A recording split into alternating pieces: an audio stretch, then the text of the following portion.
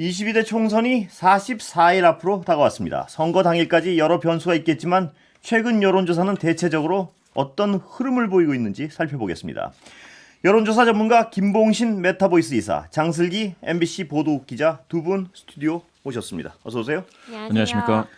자, 정당의 어떤 지지율 자체도 중요하지만 선거에 있어서는 언제든 그 추세선이 굉장히 중요하죠. 추세가 어떻습니까? 지금 일반적으로 제가 알고 있기로는 여당의 추세선은 높아지고 있고 야당의 추세선은 낮아지고 있다. 뭐 이런 게 일반적 보도 같은데 맞습니까? 그게 현상이 어떻습니까? 예. 예. 리얼미터 조사가 오늘 나왔는데요. 에너지경제신문이 의뢰해서 이제 리얼미터가 조사를 했고 2월 19일부터 20일까지 진행을 했습니다. 유무선 이제 RDD ARS 방식이고요. 더 자세한 사항은 중앙선거론선심의위원회 홈페이지를 참조하시면 되겠는데요. 예. 여기에서 보시면은 예. 국민의힘이 이게 이제 오차 범위 내에서 대등한데 4% 포인트 격차이니까. 예. 그런데 이제 국민의힘이 43.5, 민주당이 39.5 이렇게 예. 나왔습니다. 그래서 ARS 조사에서 여당 국민의힘이 이렇게 잘 나오는 게 최근 추세입니다. 아, 그렇습니까? 그러니까 예. 불과 이제 1년 전만 하더라도 많은 분들이 이제 그렇게 말씀하셨거든요. ARS 조사에서는 민주당이 어떤 조사에서 막 50%가 넘었었습니다. 예. 그래서 제가 이제 그런 조사는 조금 그렇다라고 했을 때 많은 분들이 이게 좋은 조사다 막 이렇게 주장하시는 분들도 있었습니다. 예. 민주당이 거의 10% 포인트 이상 우세할 때가 있었습니다. 과거에. 예. 그런데 이제 최근에는 사실 그렇게 그 조사를 신뢰하시는 분들의 이 말씀은 큰 선거를 이제 임박하게 되면 이게 그 조사처럼 민주당이 굉장히 우세한 게 유지가 될 것이다. 예. 이렇게 또 전화면접 조사는 대등했었는데 그 전화면접 조사도 ARS 조사처럼 이와 같이 민주당이 이제 우세한 걸로 바뀔 것이다 했는데 예. 최근 경향은 그게 반대로 나타나고 있습니다.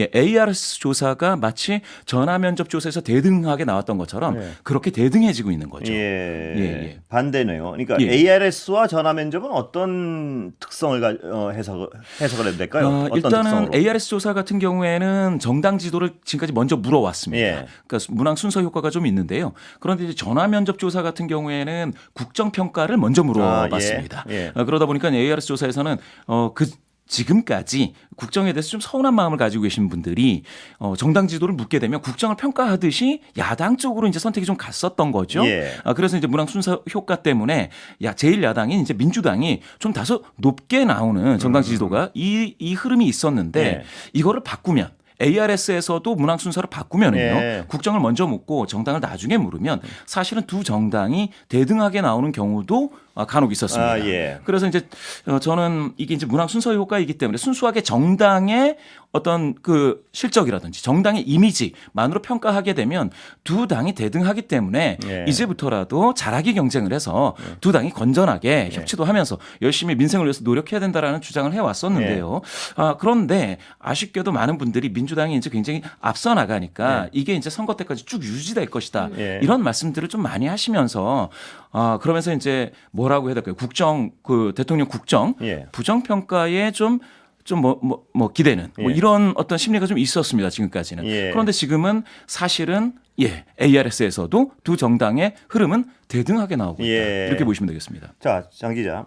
그 추세선이 바뀐 게 우리 계속 추세 조사를 하죠? 맞습니다. 어떻습니까? 바뀌었습니까? 여론M에서 추정을 해봤는데요. 이제 지금까지 나오는 거의 모든 여론조사를 합쳐서 추세를 조사를 하는 건데 ARS에서 말씀하셨다시피 더불어민주당이 국민의힘보다 올라간 게 이제 2월 이후에 그런 현상이 나타나고 있고 더불어민주당보다 국민의힘이 올라간 게 2월 이후에 그렇게 나타나고 있고요. 전화면접에서도 마찬가지인데 전화면접에서는 조금 특이한 게 2월 이후에 보통 선거가 가까워지면 무당층이 조금 줄어들어야 되잖아요. 근데 2월 이후에 무당층이 살짝 늘어나고 있습니다. 그렇습니까? 네, 그게 무슨 이유냐라고 보면 이제 결집해야 되는 그 인원들이 어디를 갈 곳을 찾지 못하고 오히려 다시 무당층으로 빠지고 있다는 거죠. 그런데 거꾸로 보면 아까 김봉신 이사님 말씀하셨다시피 국민의힘은 지지율이 계속 오르고 있고 그러면 늘어나는 무당층은 어디서 늘어나냐 하면 결국에는 민주당으로 결집을 할 수도 있었던 사람들 혹은 다른 개혁신당이나 다른 곳으로 갈 수도 있었던 사람들인데 지금 갈 곳을 찾지 못하고 있는 사람들이 아직은 좀 있다고 보이는 거죠. 혹시 뭐 추가로? 아니요. 제가 뭐 쳐다보시기가 하신 말씀입니다. 그렇다면 지금 추세선이 지금 여당 상승, 야당 하락, 이 추세선, 그러니까 모든 여론조사를 종합한 게 그 흐름은 맞는 것 같다 이 말씀이시죠 지금? 흐름은 맞는데 이제 전화면접에 한정해서 보면 예. 민주당은 크게 변하지 않았습니다. 아, 민주당은 그렇습니까? 강서구청장 선거 이후에 예. 거의 평행선을 그리고 아, 있습니다. 예. 그러니까 민주당이 결집할 시기가 왔는데도 선거 한 달 아. 반 정도밖에 안 남았는데도 예. 결집을 안 하고 있다는 거예요. 아, 그러니까 따로 하락을 하거나 한 건 아닌데 네. 결집할 시기가 왔는데 민주당은 아직 관망하는 분들이 여전하고 뭐 크게 하락세가 예. 보이는 건 아니지만 예. 전화면접에 한정했을 때 네. 전화면접에 한정했을 때 여당은 네. 결집을 하고 있고 결집을 하고 있는 건지 예. 아니면 국민의힘이 잘하고 있다고 아, 평가하고 있는 건지 예. 이거는 정확하게 발라낼 수는 없을 것 같아요. 예. 하지만 올라가는 추세인 건 맞고요. 네. 예. 거기에서 이제 중요한 게 2월 달 말씀 주셨습니다. 예. 1월, 2월에서 이제 가게 되면 본선을 앞두고요. 예. 큰 두 개 정당이 자체 내부에 이제 컨벤션이 있습니다. 예. 뭐 대선에도 이제 후보 선택을 하는 후보를 결정하는 그런 컨벤션이 있는데요. 지금 같은 경우에도 설 연휴 직전에 국민의힘에서는 경쟁력 조사를 전국적으로 진행을 했습니다. 예. 그렇게 되면은 이제 국민의힘을 좋아하시는 분들, 국민의힘을 지지하시는 분들 이런 유권자분들이 예. 이제 여론조사 응답 적극성이 굉장히 강해지죠. 예. 그런 의미에서 이게 이제 컨벤션 효과라고 볼 수도 있는데요. 그런데 그러면 설 연휴가 지나고 그러면 이게 조정기를 맞아야 되는데 사실상 조정기가 아니고 예. 약간 좀 뜬 상태에서 이게 유지가 되고 있거나 미세하게 국민의힘이 더 좋아지는 거 아니냐. 이렇게 봤을 때는 그러면은 컨벤션이 치고 올라가 준 것에 더해서 예. 다른 요인도 있을 것이다. 예. 라고 보는 것이고 이제 그게 이제 한동훈 위원장 효과라든지 예. 그러니까 한동훈 효과라든지 아니면 이제 의대 정원 증원 문제라든지 그러니까 이슈를 타고 흐르는 건지 이런 것들은 이제 더 두고 봐야 되고요. 예. 그에 비해서 예. 민주당은 이 메시지가 잘 나오고 있지 못하다. 예. 좀 약간 답답한 측면이 좀 있고요. 그러면 이제 공중전이라든지 이런 것들이 지금 이제 좀 잠잠한 예. 무엇인가 이제 굉장히 피로도가 누적되어 있는 상황이다. 이렇게 대비되고 있습니다. 예. 적합도 조사 얘기도 계속 많은 분들이 하고 계시는데 예. 적합도 조사가 설 연휴 전에 국민의힘이 돈 건 맞아요. 근데 그 뒤에도 민주당은 계속 돌았거든요. 그렇기 때문에 양쪽에 다 지금 효과는 거의 공이 비슷하다고 보여요. 그래서 예. 이것만으로 단정할 수는 없다라는 생각이 듭니다. 네. 예.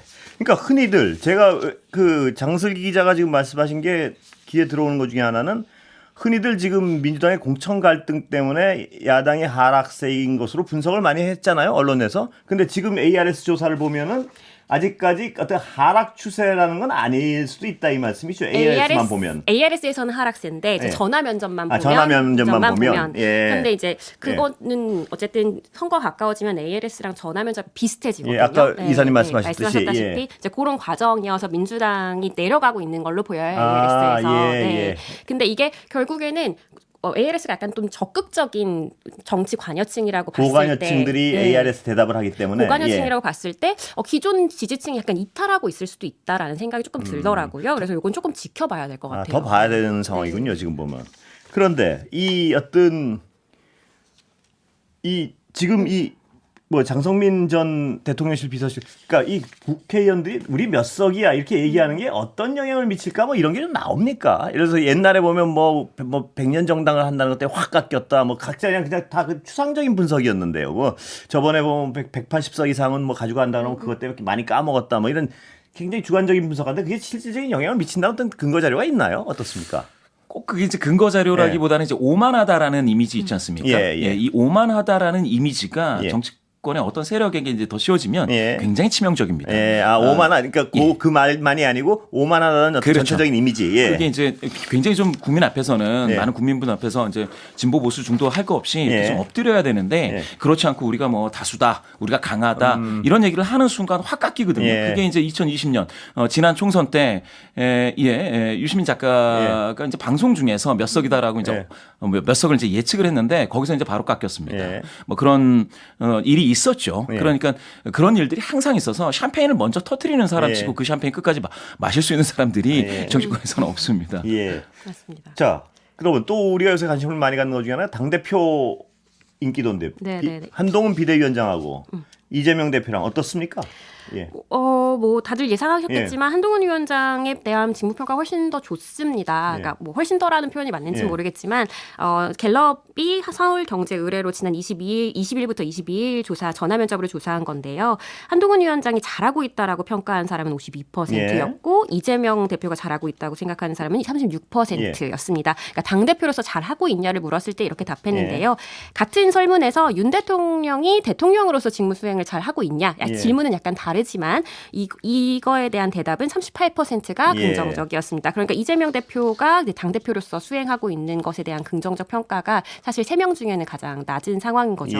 이외에도 다른 이제 엠브레인 조사 YTN 의뢰로 엠브레인이 조사한 거에서도 마찬가지로 한동훈 위원장은 40%, 이재명 대표는 30% 이렇게 나왔습니다. 예. 그렇다면 이 지금 선거 구도가 정권 심판론을 지금 야당은 내세우고 있지 않습니까? 그거랑 지금 이 지지율은 어떤 부분을 유념해 봐야 되나요? 예. 사실은 이제 심판론이라는 게 정권 심판론이라는 게 이제 사실은 많은 분들이 그 윤석열 대통령에 대한 긍부정 평가가 이제 많이 이제 들어간다라고들 생각을 하시는데 사실 심판론이 그 전 정부도 있는 거고 야당에 대한 것도 있고 여당에 대한 게 있기 때문에요. 어떠한 정당에 대한 호감도 지지도 그러니까 윤석열 대통령에 대한 긍부정뿐만이 아니고 다 들어가는 걸로 보시면 되겠고요. 심판 정서가 사실은 그동안 윤석열 대통령에 대한 부정평가가 60% 정도 되게 이제 높게 형성이 되어 왔으니까 이제 물론 이제 차이가 좀 있죠. 60%에서 50% 사이 정도인데요. 그것 때문에 야권이 무조건적으로 뭐 대승을 거둘 것이다. 이런 주장을 하기에는 사실 그 주장은 이제 옛날 버전이 돼 버렸습니다. 지금 버전은 뭔가요, 그럼? 지금 버전은 심판론끼리 부닥치고 있다. 심판론끼리 부닥치는 거는 정부 여당 심판론이 있는 거고 야당에 대한 심판론이 또 있는 거고요. 그 두 가지가 부딪히고 거기에 이제 야당 심판론이 전 정부에 대한 평가가 또 들어가 있는 거고요. 거기에 이제 지금 현재 이제 정부 여당에 대한 심판론에 김건희 여사에 대한 리스크가 이제 반영이 되어 있는 거고요. 이런 것들이 복합적으로 영향을 미친다라는 게 있고 이것과는 조금 다르게 심판론은 이제 용어만 다르게 프레임을 이제 양쪽에서 제기하는 것은 검사 독재 심판이 있는 거고요. 그다음에 86세대 운동권 심판론이 있는데 이 프레임에서는 대등하거나 검사 독재 심판론이 약간 더 세다고 한다면 그런데 여야 심판을 이렇게 갖다 대면 이제는 거의 대등한 게 더 많이 나옵니다.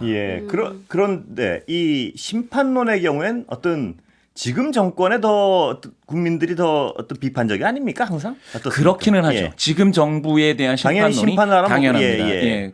굉장히 이제 회고적인 성격을 갖는 총선이기도 하고요. 그리고 이제 중간 평가적인 성격이 있는데 문제가 되는 거는 사실은 중도 성향이신 수도권 거주하시는 많은 분들이 더블 딥입니다. 전 정부에 한 번 실망을 했다가 이번 정부에 또 왔는데 또 실망을 하는 거예요. 그러니까 두 번 실망을 하니까 이게 도대체 어떻게 이 심판론을 가져가는지가 사실은 중도 그리고 수도권 계시는 이런 분들 입장에서는 양쪽을 다 놓고 볼 수밖에 없는 상황이 돼버린 거죠. 개혁신당은 어떻습니까? 개혁신당 제가 심판론 하나만 더 얘기를 하자면 심판론 같은 경우가 올해 초 같은 경우는 이제 정부 지원, 정부 견제 이렇게 두 가지로 나누잖아요. 이렇게 두 개를 물어봤을 때 두 개의 차이가 12%포인트 정도 났어요. 전체적으로 합쳐놓고 봤을 때. 근데 지금 지난주까지 추정을 했을 때는 5%포인트까지 많이 줄어들었네요. 많이 줄어들었거든요. 추세선으로 줄어들었군요. 네, 추세선으로 많이 줄어들었고 그다음에 요새 더 그런 효과가 더 많이 보이는 이유는 요새는 제3당을 껴서 물어보기도 합니다. 3세력을 껴서 물어보기도 해서 보통은 정부 지원이냐, 정부 견제냐 이거 둘 중에 하나 선택하라고 물어보는데 응답지를 3개를 주는 경우가 많이 생겼어요. 정부 지원이냐, 정부 견제냐, 아니면 3세력을 지원해야 되냐. 그러면 이제 정부 견제를 해야 된다는 세력 응답자들 중에 일부가 이제 3세력으로 빠져나가거든요. 그러면서 이제 정부 지원이 더 많이 나오는 경우들이 좀 있었는데 그런 착시 효과도 있었고요. 근데 그런 걸 다 배제하고 봤을 때도 불구하고 12%포인트에서 근 세 달 사이 5%포인트 차이 정도로 줄어들었다. 정권 심판론이 추세적으로 약화되고 있는 건 분명하다. 근데 한 가지 더 중요하게 볼 점은 아직도 그래도 거의 50% 가깝거든요. 정권 심판 줄어들었지만 아직도 거의 50% 가까운 국민들은 정권 심판론에 손을 들어주고 있다. 네, 그렇게 가까운데 그럼에도 불구하고 지금 민주당의 지지율이나 이런 게 30%대잖아요. 그러니까 약간 15% 약간 차이가 있는 거예요. 그렇다면 장 기자 말씀하신 것 중에 정권 심판론이 추세적으로 줄어들긴 해도 아직도 50% 가깝다. 그러면 그 나머지 표, 옛날 정권 심판에 줄어든 표가 어디로 가느냐가 중요하다는 말씀을 하셨는데요. 맞아요. 그런데 저는 그 표가 예. 안 나올 수도 있다고 생각해요. 투표장에. 왜냐하면 지금 대안이 아니라고 생각할 수도 있는 거거든요. 그래서 저희가 이 조사를 언제부터 합쳤냐면 2023년 8월부터 나오는 예. 정권 심판, 그다음에 정부 지원 요 조사를 모두 합쳐서 베이지안 예. 상태 공간 모형으로 박종희 예. 교수님이 추정을 해주신 건데요. 저희가 의뢰하고. 근데 여기서 이렇게 나오는 게 사실은 이게 크게 이렇게 이 차이가 예. 결국에는 중도층 유권자들 아니면 민주당을 지지할지 말지 고민을 하고 있는 유권자들을 투표장까지 어떻게 내보낼 수 있을지에 대한 지표가 되지 그것도 않을까. 궁금한데요. 예를 들어서 여러 가지 제3지대 이른바 신당 중에 어느 쪽으로 표가 몰리느냐를 살펴보는 것도 정권 심판 쪽에 손을 들어주느냐 아니면 뭐 정부 쪽에 손을 주느냐를 약간은 추정할 수 있는 거 아니겠습니까? 예를 들어서 범야권 쪽에 속한 어떤 제3지대 쪽에 손을 들어주는 국민들이 많다면 그건 역시 아직도 정권 심판 쪽이라고 봐야 되고 여권에 있는 비례정당에 손을 들어주는 경우엔 그래도 정권 심판에는 약간 더 거리가 있고 뭐 이렇게 볼 수 있는 거 아닌가요? 근데 개혁신당을 예. 정부 지원이라고 보기는 조금 그것도 또 무리가 있죠. 어려울 예. 것 같아요. 그래서 지금 개혁신당이랑 새로운 미래가 지난주 금요일에 갤럽에서 처음 조사가 나왔는데 개혁신당이 3%, 새로운 미래가 1% 나왔습니다. 예. 그보다 한 주 앞선 조사에서 아직 빅텐트가 쳐져 있을 때 나온 조사가 4%였거든요. 개혁신당 빅텐트가. 근데 지금 얼마라고요? 각자? 개혁신당 3, 새로운 미래 1. 그러니까 딱 기계적 분할이네요. 네, 딱 나눠 가졌습니다. 예. 그래서 크게 변화가 없다고 보시면 되고요. 이외에도 개혁신당 같은 경우는 다른 조사에서 3에서 7% 예. 사이가 나오고 있고 새로운 미래는 1에서 2% 사이가 나오고 근데 있습니다. 요새 이 여론조사로만 보면 조국 신당이 굉장히 어떤 돌풍을 일으키는 것 같은데요. 여러 가지 조사를 보면 어떻게 보십니까? 예.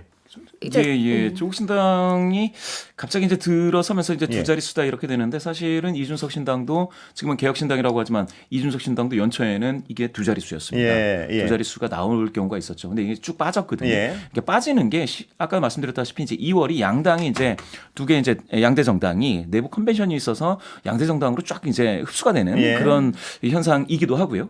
그래서 3월달에 본선으로 넘어가면서 제3지대에 있는 정당들이 살짝 좋아지는 경우가 있습니다. 예. 그게 이제 2016년에 국민의당, 예. 네, 안철수의 국민의당은 그게 예. 이제 좋아져서 본선을 두 자릿수로 마무리가 됐었고요.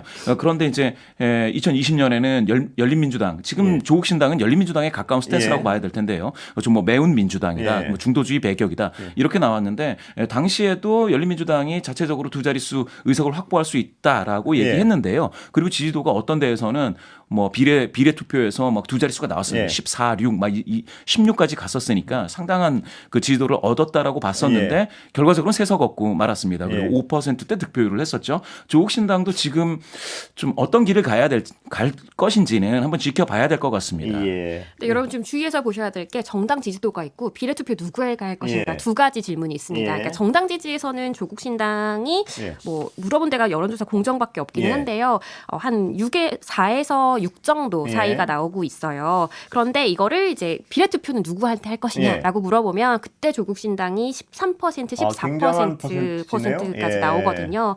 조사 계획 좀 말씀해 주셔야 될 것 같아요. 여론조사 공정 같은 경우는 두 번 예. 했는데요. 두 번 예. 다 ARS고요. 하나는 데일리한 의뢰로 19에서 22일에 진행을 했고 나머지는 22일에서 23일에 진행을 했는데 더 퍼블릭과 파이낸스 투데이가 의뢰를 예. 했습니다. 시간은 오늘 다 됐습니다. 여기까지 하겠습니다.